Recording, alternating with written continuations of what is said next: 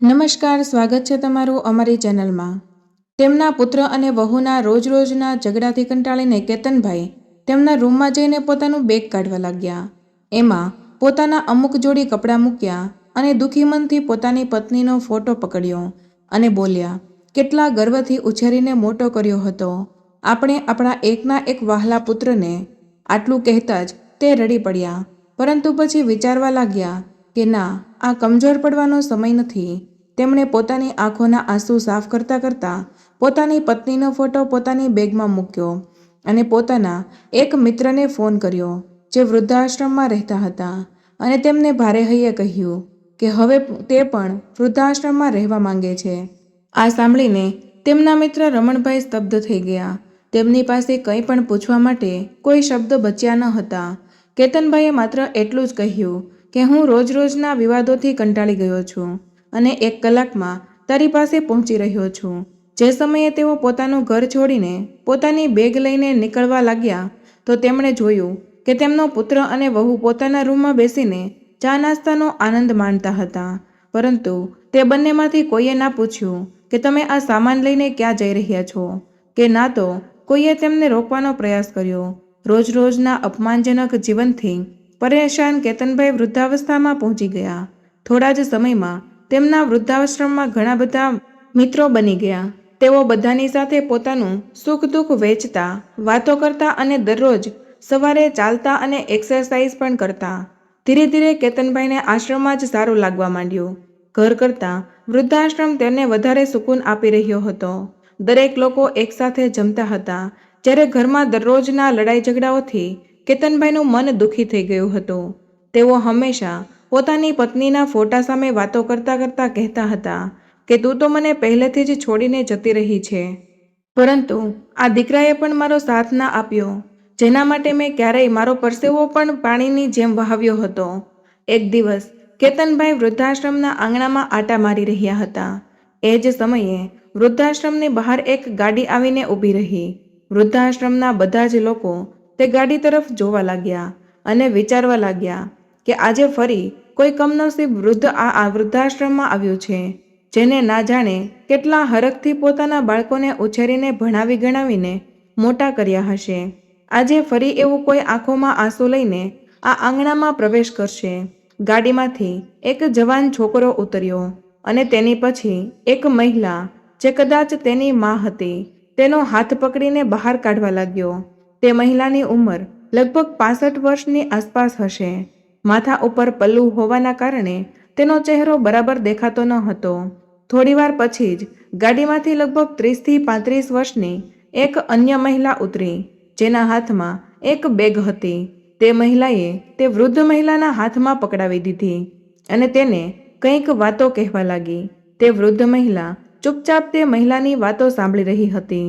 ત્યાર પછી પાછા તે બંને ગાડીમાં બેસીને જતા રહ્યા અને વૃદ્ધ મહિલા વૃદ્ધાશ્રમની બહાર થોડીવાર સુધી એમ જ ઊભી રહી અને પછી ભારે હૈયે પોતાના આંસુ સાફ કરીને વૃદ્ધાશ્રમમાં આવી ગઈ। કેતનભાઈને જોતાં જ તે મહિલાએ તેના માથાના પલ્લુ વડે પોતાનો ચહેરાને છુપાવવાની લાગી અને પછી કંઈ બોલ્યા વગર જ તે મહિલા વિભાગ તરફ જતી રહી। ત્યારે જ કેતનભાઈ સાથે ઊભેલા એક વૃદ્ધે કહ્યું, આજે ફરી એકવાર માની મમતા હારી ગઈ। ફરીથી એક માના સપનાને ચકનાચૂર કરી દેવામાં આવ્યા। કેતનભાઈ વારંવાર એ મહિલાના ચહેરા સામે જોઈ રહ્યા હતા। તેમને લાગ્યું કે જાણે તેઓ તે મહિલાને ઓળખે છે, પરંતુ તે સંપૂર્ણપણે સમજી ના શક્યા કે તે કોણ છે। ઘણીવાર કેતનભાઈએ જોયું કે તે મહિલા તેના પલ્લુ વડે પોતાનો અડધાથી વધારે ચહેરો છુપાવીને રાખતી હતી, પરંતુ એક દિવસ જ્યારે તે મહિલા બાગમાં કામ કરતી હતી ત્યારે કેતનભાઈ બહાર આંટા મારવા નીકળ્યા હતા અને બાગમાં કામ કરતી વખતે તે મહિલાના માથા પરથી પલ્લુ પડી ગયો હતો। કેતનભાઈએ તે મહિલાનો ચહેરો જોયો કે તરત જ તેમના પગ નીચેથી જમીન સરકી ગઈ। ના જાણે કેટલા પ્રશ્નો હોય તેમના દિમાગને ઘેરી લીધા। એ જ વખતે તેમનો એક મિત્ર પણ તેમની પાસે આવ્યો અને બોલ્યો, જમવાનો સમય થઈ ગયો છે અને તું ક્યાં ફરી રહ્યો છે અને આટલો બધો ક્યાં વિચારોમાં ખોવાયેલો છે? દરેક લોકો નાસ્તાના ટેબલ પર હાજર હતા, પરંતુ તું ન હતો, એટલા માટે હું તને બોલાવવા આવી ગયો। શું વાત છે? કોઈ પરેશાની છે? અરે ના, કંઈ જ નહીં. હું થોડા આંટા મારવા માટે બહાર આવ્યો હતો. બસ હું આવી જ રહ્યો હતો. જમવાના ટેબલ ઉપર બેસ્યા પછી કેતનભાઈની નજર વારંવાર જાનકીજીને જ શોધી રહી હતી. તેઓ તેમને પૂછવા માંગતા હતા કે આખરે એવું તે શું થયું કે જેના કારણે તેમને અહીંયા આવવાની નોબત આવી. તેમનો તો મોટો સંપૂર્ણ પરિવાર હતો અને તે હંમેશા કહેતી કે તેના પુત્ર અને વહુ સાથે ખૂબ જ ખુશ છે. તો પછી આજે એવું તે શું થયું? કેતનભાઈ ત્યાં જ કોઈ વ્યક્તિને પૂછે છે કે જે સ્ત્રી 2 દિવસ પહેલા વૃદ્ધાશ્રમમાં આવી હતી તે આજે જમવા માટે કેમ નથી આવી? તો તેને જણાવ્યું કે મહિલાએ આજે ખૂબ જ દુઃખી છે, એટલા માટે તેને જમવાની ના પાડી દીધી છે. પરેશાન પણ શા માટે ના હોય? આખરે જે તેના પુત્ર અને વહુએ તેની સાથે કર્યું છે એવું તો કોઈ પોતાના દુશ્મન સાથે પણ ના કરે. તે વારંવાર પોતાના ઘરને યાદ કરી રહી છે અને તે સવારથી જ તેના રૂમમાં બેસીને રડી રહી હતી. તેથી તેનું ધ્યાન ભટકાવવા માટે તેને બાગનું કામ સોંપવામાં આવ્યું છે. આ બધું સાંભળીને કેતનભાઈનું મન પરેશાન થઈ ગયું. તેઓ જાણવા માંગતા હતા કે આખરે જાનકીજી સાથે શું થયું છે. તેથી થોડા સમય પછી તેઓ મહિલાના વિભાગમાં જાનકીજી પાસે ગયા. કેતનભાઈને તેમની સામે ઊભેલા જોઈને જાનકીજી થોડા પરેશાન થઈ ગયા. એ જ ક્ષણે કહ્યું, હું જાણું છું કે તમે મને ઓળખી લીધો છે, પરંતુ શું હું જાણી શકું કે તમે આ પરિસ્થિતિમાં કેવી રીતે પહોંચ્યા? તો જાનકીજી કંઈ જ ના બોલ્યા, પરંતુ તેમની આંખોના આંસુથી ભરાઈ ગઈ હતી. આ જોઈને કેતનભાઈ વધુ પરેશાન થઈ ગયા. તેમનું મન થયું કે જોર જોરથી બૂમો પાડીને આ દુનિયાને પૂછે કે કેમ વૃદ્ધાવસ્થામાં વૃદ્ધ માતા પિતાને જૂના સામાનની જેમ કાઢી અને બહાર ફેંકી દેવામાં આવે છે? શું વૃદ્ધોનું કોઈ સ્વાભિમાન નથી? પોતાના જ વિચારોમાં મગ્ન કેતનભાઈ વૃદ્ધાશ્રમના આંગણામાં ફરી રહ્યા હતા ત્યારે અચાનક તેમનો પગ ક્યારાના કિનારે અથડાયો અને તેઓએ પડતા પહેલા એક ઝાડને પકડી લીધો. એટલામાં જ ત્યાંથી પસાર થતા વૃદ્ધાશ્રમના કર્મચારીએ કહ્યું, તમે ઠીક તો છો ને? ક્યાંક વાગ્યું તો નથી ને? તમારો પગ બતાવો, જો વાગ્યું હશે તો હું અત્યારે જ પાટો બાંધી દઈશ. કેતનભાઈએ કહ્યું, અરે ના, કંઈ વધારે નથી વાગ્યું, બચી ગયો છું. આટલું કહીને કેતનભાઈ આંગણામાં રાખેલા બાકડા ઉપર જઈને બેસી ગયા અને થોડા મહિના પહેલાં બનેલી એક ઘટનાને યાદ કરવા લાગ્યા. જ્યારે તેઓ બાથરૂમમાં લસરીને પડી ગયા હતા અને તેમના પગમાં ગંભીર ઈજા થઈ હતી. તેમની વહુએ તેમની ઈજાને જોઈને પણ અનદેખી કરીને પોતાના કામમાં લાગેલી રહી અને તેમનો પુત્ર રોહન બૂમો પાડીને બોલ્યો, શું ધ્યાનથી કામ નથી કરી શકતા? મને તો સમજાતું નથી કે તમે આટલી ઉતાવળમાં કેમ રહો છો? કોઈ પણ કામ યોગ્ય રીતે કેમ નથી કરતા આવડતું? જ્યારે જુઓ ત્યારે વગાડીને જ બેસી જાઓ છો અને અમારું કામ પણ વધારતા રહો છો. જો તમારાથી કોઈ કામ ન થતું હોય તો ના કરો. આરામથી તમારા રૂમમાં કેમ નથી બેસતા?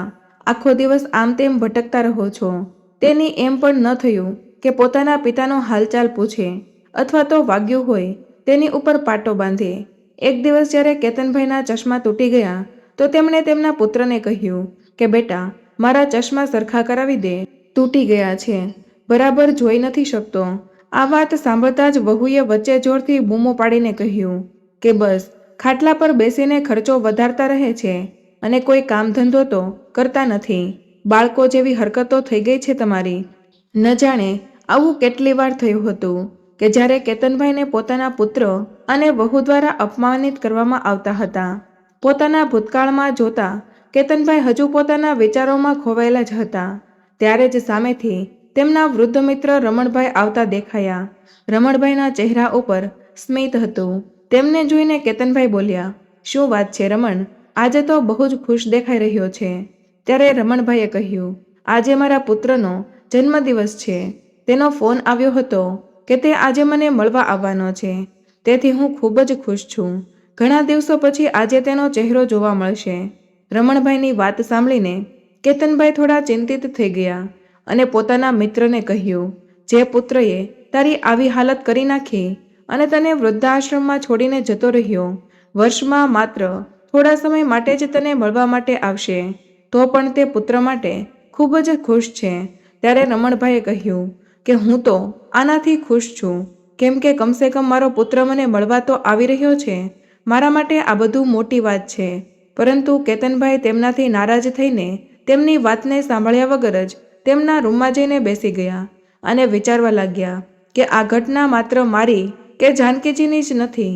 વૃદ્ધાશ્રમમાં રહેતા દરેક વૃદ્ધ વ્યક્તિની કોઈને કોઈ વાર્તા છે અને દરેકના જીવનમાં વૃદ્ધાશ્રમમાં રહેવા પાછળનો કોઈને કોઈ કારણ ચોક્કસ છે. કોઈ પણ કારણ વગર પોતાની મરજીથી કોઈ વૃદ્ધાશ્રમમાં નથી આવતું જ્યાં સુધી કે એક વ્યક્તિ અંદરથી સંપૂર્ણપણે તૂટી ના જાય ત્યાં સુધી તે અહીંયા આવવા માટે મજબૂર નથી થતો. પરંતુ જો તમામ વૃદ્ધો પોતાની એક કડવી યાદોને ભૂલીને અહીંયા જીવન પસાર કરવા માટે મજબૂર છે. અમુક લોકો સમય પ્રમાણે પોતાને બદલી નાખે છે અને અમુક ખુશ રહેવાની કોશિશ કરે છે, જ્યારે અમુક લોકો મારા જેવા હોય છે જે હંમેશા પોતાના બાળકોને, પોતાના દીકરા વહુને અને પૌત્ર પૌત્રીને યાદ કરીને આંખોમાંથી આંસુ વહાવતા રહે છે અને વારંવાર પોતાના ઘર પરિવારને યાદ કરે છે. મનમાં પોતાના ઘર માટે લગાવ પણ હોય છે, પરંતુ એ જ ઘરમાં રહેતા પુત્ર અને વહુના આપેલા ઘા પણ હોય છે. કેતનભાઈને કવિતા લખવાનો ખૂબ જ શોખ હતો, તેથી પોતાના મનોરંજન માટે તેઓ થોડા સમય કવિતા લખવા બેસી જતા હતા. એક દિવસ જ્યારે તે એક કાગળ ઉપર પોતાના વિચારોને કવિતાનું સ્વરૂપ આપી રહ્યા હતા, ત્યારે તેના પર પોતાની પરિસ્થિતિનું વર્ણન કરતાં કરતાં તેમની આંખોમાં આંસુથી ભરાઈ ગઈ. તે જ સમયે વૃદ્ધાશ્રમનો સંચાલક તેમની પાસે આવ્યો અને તેમને બોલાવ્યા. ત્યારે કેતનભાઈ ધ્રુજીને બેસી ગયા અને કાગળને વાળીને પોતાના ખીચામાં મૂકી દીધો અને પોતાના આંસુ છુપાવીને બોલ્યા, જી બોલો. તો તેને કહ્યું, કેતનભાઈ, તમારો દીકરો અને વહુ તમને મળવા આવ્યા છે અને સાથે તમારો પૌત્ર પણ છે. આ સાંભળીને કેતનભાઈ આશ્ચર્યચકિત થઈ ગયા. આ સાથે તેમના ચહેરા પર નફરતના ભાવ પણ આવી ગયા અને વિચારવા લાગ્યા કે આજે મારા પુત્રને મારી યાદ કેવી રીતે આવી ગઈ. જ્યારે તે ઓફિસમાં ગયા ત્યારે આ સમયે તેમનો 5 વર્ષનો પૌત્ર તેમને જોતા જ દાદુ દાદુ બોલતા બોલતા ઝડપથી તેમની તરફ દોડ્યો અને તેમના પગને વળગી પડ્યો. કેતનભાઈની આંખોમાં આંસુ આવી ગયા. અત્યાર સુધી તેઓ વૃદ્ધાશ્રમમાં જેમ તેમ કરીને જીવન વિતાવી રહ્યા હતા, પરંતુ પોતાના પૌત્રને જોતાં જ તેમનું દિલ કમજોર પડવા લાગ્યું. પરંતુ પછી અચાનક જ દિમાગમાં એક વિચાર આવ્યો કે આ સમય મજબૂતીથી પોતાના નિર્ણય પર અડગ રહેવાનો છે. આ વિચારીને તેમણે પોતાના પુત્ર તરફ ગુસ્સાથી જોયું અને કહ્યું, તું અહીં શું કરવા આવ્યો છે? જતો રહે અહીંથી. મારે કોઈને મળવાની કોઈ જરૂર નથી. હું અહીંયા ખૂબ જ ખુશ છું અને મારું જીવન ખૂબ જ આરામથી વિતાવી રહ્યો છું. કમસે કમ અહીંયા મારી સાથે હસવા અને વાત કરવા માટે કોઈક તો છે. તો તેમના પુત્રએ કહ્યું કે પિતાજી, ખરેખર વાત એવી છે કે આજે ગોલુનો જન્મદિવસ છે અને અમે ઘરે પાર્ટીનું આયોજન કર્યું છે. ગોલુ ઈચ્છે છે કે તમે પણ તેમના જન્મદિવસ પર હાજર રહો. જો તમે આવશો તો તમારા પૌત્રને પણ સારું લાગશે. તે જ સમયે કેતનભાઈએ કહ્યું, જો મેં તે ઘર છોડી દીધું છે અને હવે હું ત્યાં ફરીથી નથી આવવા માંગતો. તો તેમના પૌત્રએ કહ્યું, પિતાજી, તમે ઘરે ચાલો, તમારા મિત્રો પણ પાર્ટીમાં આવવાના છે. અમે તેમને પણ આમંત્રણ આપ્યું છે. બધા પાડોશીઓ અને સંબંધીઓ પણ આવશે. બધા લોકો આવશે અને તમારા વિશે પૂછશે તો અમે શું કહીશું? તો કેતનભાઈએ કહ્યું, અચ્છા, તો આજે તું મને તારા પુત્રના જન્મદિવસ પર નહીં પરંતુ પોતાની ઇજ્જત બચાવવા માટે બોલાવવા માટે આવ્યો છે. બધા સગા સંબંધીઓ આવશે તો પૂછશે કે તારા પપ્પા ક્યાં છે? તો તું શું જવાબ આપીશ? તેથી તું મને બોલાવવા માટે આવ્યો છે. અત્યારે જ અહીંથી જતો રહે. હું ક્યાંય નથી આવવાનો. તને લોકો કેટલા સ્વાર્થી બની ગયા છો. જરૂર પડે તો બોલાવવા આવી ગયા, નહીંતર આટલા મહિનાથી હું અહીં વૃદ્ધાશ્રમમાં છું તો એકવાર પણ ખબર અંતર પૂછવા નથી આવ્યા કે હું જીવતો છું કે મરી ગયો. એટલું જ કે નહીં, ફોન કરીને પણ મારી ખબર અંતર પૂછવાની જરૂર ના લાગે. તમને લોકોને એટલું પણ ન પૂછ્યું કે ઘર છોડીને વૃદ્ધાશ્રમમાં કેમ જતા રહ્યા અને આજે જરૂરિયાત ઊભી થઈ તો હાથ જોડીને તમે મને લેવા આવી ગયા છો. ના, હવેથી આજ મારું ઘર છે. હું ક્યાંય નહીં આવું. મારા આ ઘરને છોડીને. આટલું કહીને કેતનભાઈ પોતાના રૂમ તરફ જવા લાગ્યા. ત્યારે જ પુત્ર અને વહુ બંને પોતાની વચ્ચે એક પ્લાન બનાવ્યો કે પિતાજી આ રીતે નહીં માને, કંઈક તો કરવું પડશે. તો જ આપણે તેમને ઘરે લઈ જઈ શકીશું અને સંબંધીઓના ટોણા સાંભળવાથી બચી શકીશું. આથી બંને રડતા ચહેરા સાથે કેતનભાઈ પાસે ગયા અને આજીજી કરીને કહેવા લાગ્યા કે પિતાજી, માફ કરી દો, તમારા પૌત્રનો જન્મદિવસ છે. શું તમને તમારા પૌત્રની ખુશીમાં જોડાવાનું પણ મન નથી થતું? આ વાત સાંભળીને કેતનભાઈનું હૃદય પીગળવા લાગ્યું. ત્યારે જ ગોલુએ કહ્યું, ચલો ને દાદા, બહુ મજા આવશે. પોતાના પૌત્રની વાત સાંભળીને કેતનભાઈ પોતાને રોકી ન શક્યા, પરંતુ બંને પુત્ર અને વહુની માથાકૂટના કારણે તેઓ ઘરે નહોતા જવા માંગતા. પરંતુ ગોલુએ કહ્યું તો તેઓ ઘરે જવા માટે રાજી થઈ ગયા. પણ પછી તેમણે કહ્યું કે મારી એક શરત છે કે હું ઘરે આવીશ, પણ જેવો જ ગોલુનો જન્મદિવસ પૂરો થઈ જશે ત્યાર પછી મારે વૃદ્ધાશ્રમમાં પાછું આવવાનું છે અને તમે લોકો મને વૃદ્ધાશ્રમમાં મૂકવા આવશો. પુત્ર અને વહુ આ વાત સાંભળીને સંમત થઈ ગયા. ગોલુનો જન્મદિવસ ખૂબ જ ધામધૂમથી ઉજવવામાં આવે છે. બધા જ સંબંધીઓ અને પડોશના લોકો ખૂબ જ સારી રીતે મળે છે. કેતનભાઈના જૂના મિત્રો પણ આજે તેમને ઘણા સમય પછી મળ્યા, પરંતુ કેતનભાઈએ કોઈને પણ કંઈ ના કહ્યું અને હસતા હસતા આખી પાર્ટીનો આનંદ માણ્યો.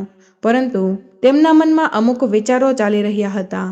તેઓ વિચારી રહ્યા હતા કે કાલે જ હું મારા પુત્ર અને વહુને જે સરપ્રાઈઝ આપવા જઈ રહ્યો છું તેની તો તેઓને ક્યારેય કલ્પના પણ નહીં કરી હોય. જ્યારે પાર્ટી પૂરી થઈ જશે ત્યારે મોડી રાત થઈ ગઈ હતી. તેથી તે સમયે કેતનભાઈ ઘરે જ રોકાઈ ગયા. જ્યારે તે પોતાના રૂમમાં સૂવા માટે ગયા તો પોતાની પત્ની વસુંધરાની યાદોમાં ખોવાઈ ગયા. તમે પણ ને 2 રોટલીથી શું પેટ ભરાય?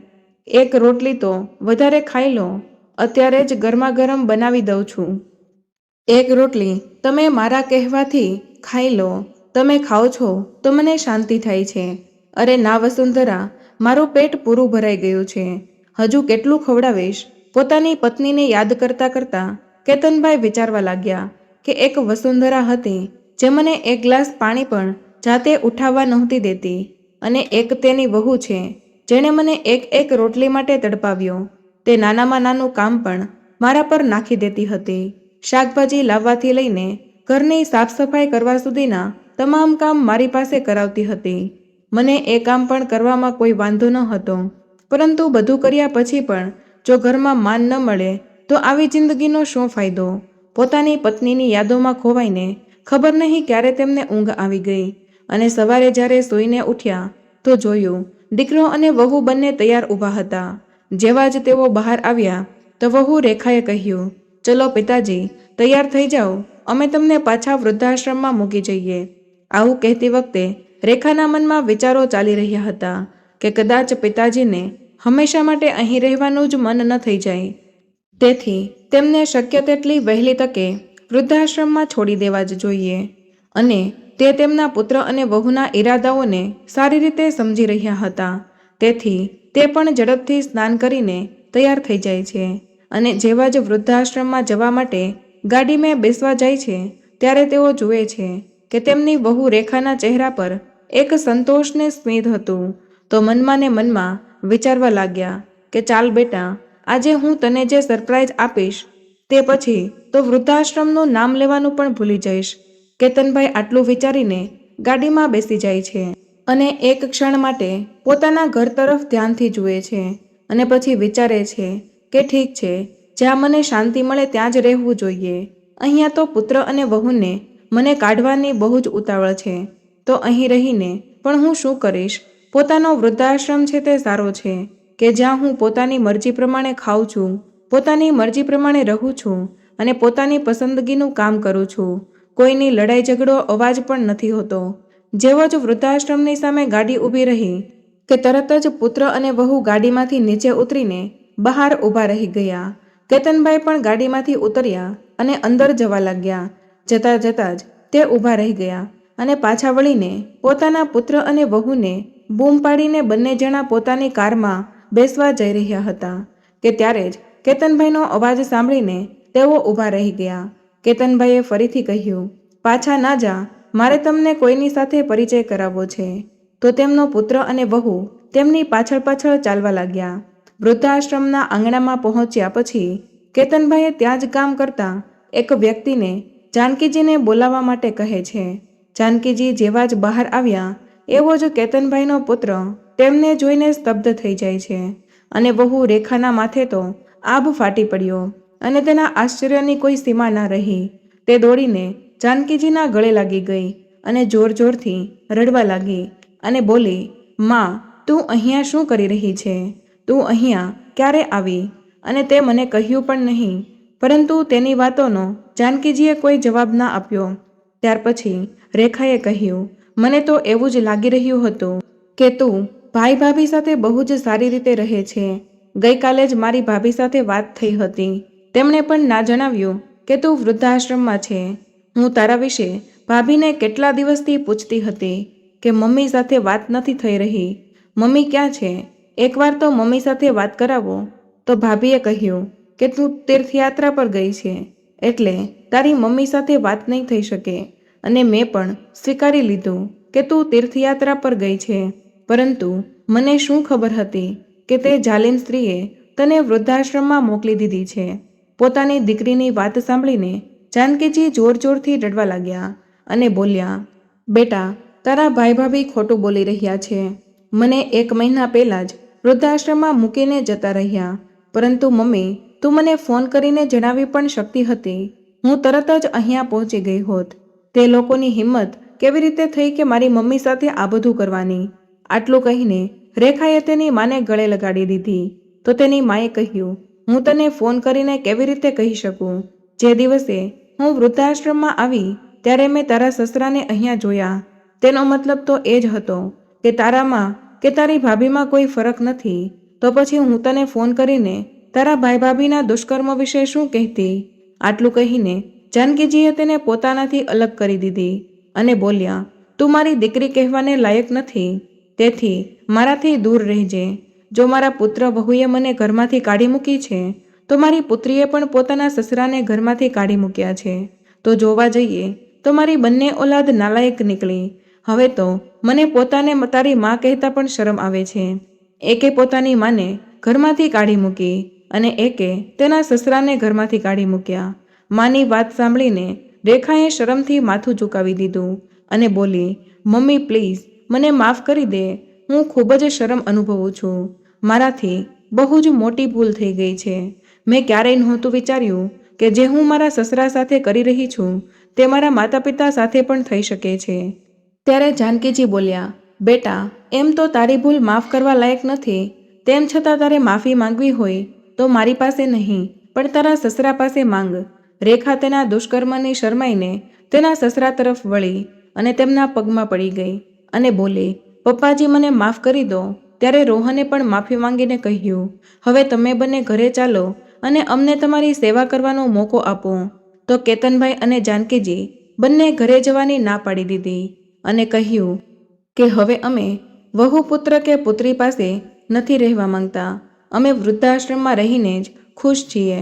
બંનેએ મનાવવાની ઘણી કોશિશ કરી પરંતુ કેતનભાઈ અને જાનકીજીનો એક જ જવાબ હતો, એકવાર ધોખો મળી ગયો છે. હવે આ ઉંમરે અમારા શરીરમાં એટલી હિંમત નથી રહી કે વારંવાર પોતાના બાળકો દ્વારા આપવામાં આવતો ધોખો સહન કરી શકીએ. આટલું કહીને કેતનભાઈ અને જાનકીજી પોતપોતાના રૂમમાં જતા રહ્યા. રેખા અને રોહન દુઃખી મન સાથે પોતાના ઘરે પાછા જતા રહ્યા. ઘરે પહોંચ્યા પછી તેમણે જોયું કે પિતાજીના રૂમમાં તેમના બેડ પર એક કાગળ મૂકેલું હતું જે કદાચ તેમના ખિસ્સામાંથી નીકળીને પડી ગયું હતું. જ્યારે રોહને એ કાગળ ખોલીને જોયું તો તેમાં પિતાજીએ એક કવિતા લખેલી હતી. શું કોઈએ જોયું છે કે મૃત્યુ પહેલાં પણ મૃત્યુ આવે છે? મેં સામે જોયું છે કે આજે મૃત્યુ પહેલાં પણ મૃત્યુ આવે છે. જ્યારે જિંદગી પોતાના અંતિમ તબક્કામાં આવે છે, જ્યારે શરીર પણ કામ નથી કરતું, માત્ર શ્વાસ ચાલુ રહે છે. સામે જોયું છે કે મૃત્યુ પહેલાં પણ મૃત્યુ આવે છે. પોતાના પિતા દ્વારા લખવામાં આવેલી આ શબ્દોને જોઈને રોહનના હૃદયના જાણે કેટલા બધા તીરો એકસાથે વાગી રહ્યા હોય તેવો અહેસાસ થયો. અને બીજી બાજુ રેખા હજુ સુધી પોતાની માની હાલત જોઈને તે આઘાતમાંથી બહાર નહોતી આવી શકી. પરંતુ જો આજે તેઓ બંને પાસે પછતાવા સિવાય બીજો કોઈ જ વિકલ્પ ન હતો. કોઈએ સાચું જ કીધું છે કે સંતાનોનું અસ્તિત્વ છે માતા પિતાના કારણે અને માતા પિતા વૃદ્ધાશ્રમમાં છે સંતાનોના કારણે. તો મિત્રો, આ વાર્તા તમને કેવી લાગી કમેન્ટ કરીને જરૂર જણાવજો. પસંદ આવી હોય તો પ્લીઝ લાઈક કરો. ચેનલ પર નવા હોય તો ચેનલને સબસ્ક્રાઈબ કરવાનું ભૂલશો નહીં અને નોટિફિકેશન બેલને જરૂર દબાવજો જેથી આગલી અપડેટ સૌથી પહેલાં તમને મળે. મળીએ એક નવા વિડીયો સાથે. ત્યાં સુધી મને રજા આપો. ધન્યવાદ.